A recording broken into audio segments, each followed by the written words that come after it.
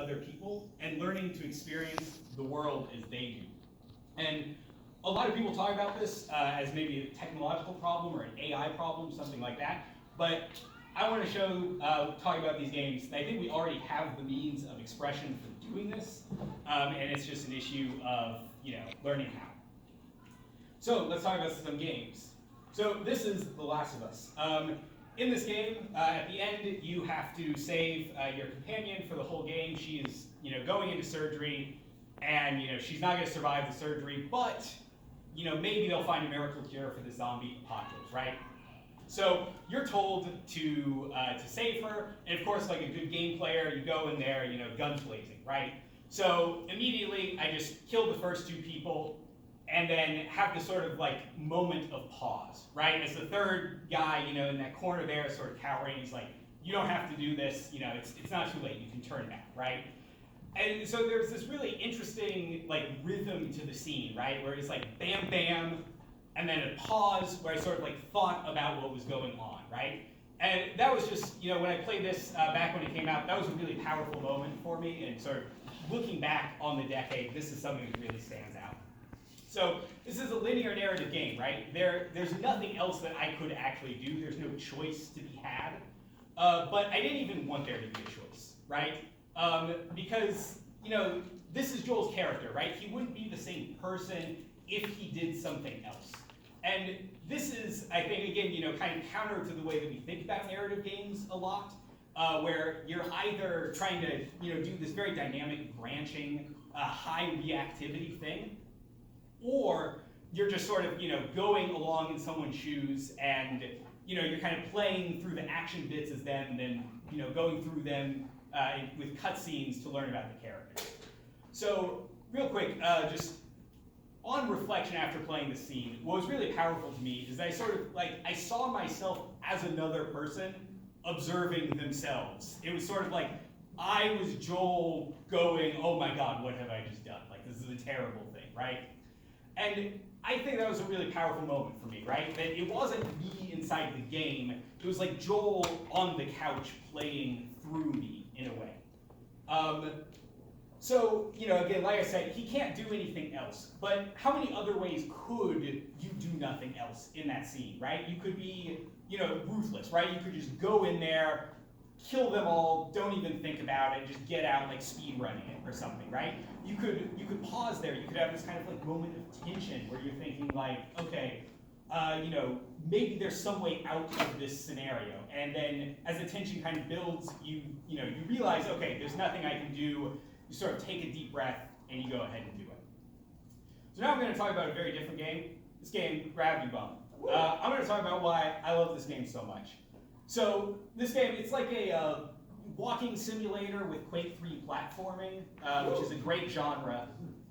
So at the end of this game, this other spy, you play spy in this game, she steals your camera and you go through this sort of chase through the city with her, right?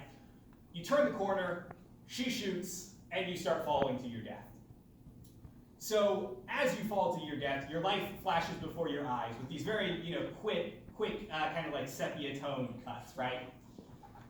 And here's one scene where, there's a car, your character is sort of like mumble shouting, there's no distinct words, but off in the distance you see this car. If you've ever seen like a mafia movie or a spy movie, this car is about to explode. So what's really interesting to me about this is, you have control over your character, right? This isn't a cutscene or anything. So you can go ahead, you can run up to the car, right? You can try to maybe like pull the person out. You can jump up and down, sort of imagining yourself like shaking your arms, right? You can maybe, very politely, move over to the right and try to wave at them or something. So here, between flashbacks, you can direct your view, right? So you can look at the ground with the traffic where you're plummeting to, or you can sort of look up at the spy who just shot you, and maybe your like game player brain is kicking in and you're thinking like, oh, do I have a grappling hook? Is there some way I can get out of this? Why did she shoot me? Is this really the end of the game? What the hell is going on? And the realization I kind of had about this is that here the player's acting like as the director and the actor, right? Like where they're looking, it sort of conveys something about how they're feeling about this scene. This is pure cinema. It makes me as happy as Zizek right here. I love it so much. So what I learned from this is that there's something about how the actions I took as the player, like they were the emotions that I was experiencing. I think a lot of times we think about games, emotionally affecting the player, kind of like pulling their strings, pushing their cry button, their anger button, something like that. But here, I felt very much like, the emotions that were coming up were sort of caused by me and the way I was interacting with this game. So one of the lessons I took away from this is that we should let the player discover how to express what they feel, like with the tools that the game gives you, right? They should be asking themselves, how should I act in this scene? There's a very famous ad from EA, can a game make you cry? Like I said, that's kind of how we think about it, but I'm more interested in can you make yourself cry with a game? Can you use the tools of expression that the game gives you to sort of create your own emotional experience? So now I'm going to talk about this woman right here, Stella Adler, famous actress, 30s and 40s, and very famous acting instructor. So these are some notes from a book of hers that I read, but over here on the left it says that the reality you create on the stage is not for the audience, it's for yourself, right? And that feeling comes from doing. Even maybe more relevant to game designers, here she talks about, let's not even use the word acting. Let's start by talking about controls. That was all I could have hoped for when I opened this book. And then further on she says, when we study a script, we're trying to find out what action it requires of us. I think that's a really interesting way to think about replayability in games and skill in games, right? Trying to understand how we can use the game to experience new emotions. So let's talk about 30 Flights of Loving, another game by the same developer. So Chekhov was a famous playwright. He said, one must never place a loaded rifle on the stage if it isn't going to go off. It's wrong to make promises you don't plan to keep. And I think there's a corollary for actors where, if there's a prop on stage, you should find a way to use it. So here is this character, your partner in crime. She's sitting on the balcony peeling an orange and flicking the peels off in this sort of peaceful moment, right? So there's more than one way to skin an orange. You could grab the orange, sit next to her, peel it, stare off into the balcony, sort of enjoy this calm, right? Enjoy this peaceful moment. Maybe think about what's going to happen in the future with the game, right? Or you could turn around, you could look at her, you could start flicking the peels at her, right? Joking around. Because again, you guys are, you're criminals, you live a high stress life. Maybe this is just, fun and relaxing.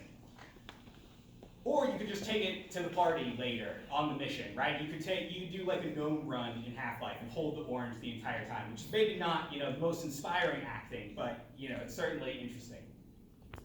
So here, later on, after the party, she's on this bed, motioning for you to come forward, right? So you approach eagerly or hesitantly, right? So because this game is non-linear, you sort of know your past with this character, you know the way things go, right? So maybe the player is feeling this moment of dread, right? They're oh God, this is our history. This makes what happens later so much, more heartbreaking and, and hurtful. But, because of that, the player is sort of not acting in character anymore, right? They're only acting as the player, which comes into this kind of skillful idea, right? Where what that player needs to do is actually take the actions to connect to the character more fully, right? They can be sad and hurt and dreadful later on, but not in that moment. So I forget who said this. It was in some acting book that I read, but it said that all moments are simultaneous for an actor. They always have the beginning and the end in view, and every action hones every other moment of the play. That's the kind of replayability that I think something like The Last of Us or 30 Flights of Loving or Gravity Bone kind of have in store. When I play these things again, I find new things kind of within myself, new things that I can express. And that's the kind of replayability I want, right? I want a game to give me something. I want it to help me improve at feeling things and improving myself and experiencing the lives of other people and how human beings act and interact with each other. So I'm going to skip over this because I think I'm running out of time, but there's some sort of law, like the quality of expression is some scalar times the number of possibilities. I think there's kind of always more ridiculous things that you can do in a game than there are really amazing, beautiful, honest moments. This is something I kind of found working on this one game. If anyone's curious, I can talk about it later. But like Half-Life 2, right? There are way more places you can stand in the scene that are just totally immersion breaking and bizarre and strange, right? And usually pretty funny. So we'll skip over this. And I just want to end talking about this actress, Eleonora Duse. This is a famous sort of anecdote in acting. So in this play, Duse's character runs into the father of her child after many years apart, right? He doesn't know that he's the father of her child. He sort of went to travel Europe. She moved to Paris and got very famous as an opera singer, right? So as they're talking, she's very proud and well composed. She's keeping herself together during this conversation, which is obviously like very emotionally, taxing for her, right? But then, she begins to blush, right? And she tries to turn her face away at first until it's too awkward and obvious and just like antisocial and weird what she's doing, right? So then she simply like covers her face, right? And I really love this moment for a few reasons. One is it's very economical, right? It's a really small action that suggests a lot of like interiority about the character, a lot of emotion, a lot of stuff that's very hard to maybe read through dialogue, right? I like it like from an engineering principle, right? It fits the form. Like a blush would be really hard to convey across a theater. Like if I'm standing back there, I don't know if anyone can see if I'm blushing. But covering my face, you can see that. And it's insightful, right? Like she has to realize something about her character to convey this. She has to feel what this character is feeling. And I just think that's really interesting and very powerful. So in chess, there's this term brilliancy, which is like a very, inspired sort of strategic or tactical move. In Go, there's like a divine move, which even has a connection to the blush. The famous move in Go called the ear reddening move, because the guy was like so composed, but his ears were just steaming. So I kind of want to know, like, what's the equivalent of these in games? I think, again, hopefully I demonstrated with this, I think we already have the tools for this. I think in like standing and looking and using items, which games are really good at, I think we can actually express and offer the player like these really interesting, powerful, sort of like self-reflective and insightful moments. So I want to find out how we do that. Any questions in the next minute? Real quick. Oh, okay.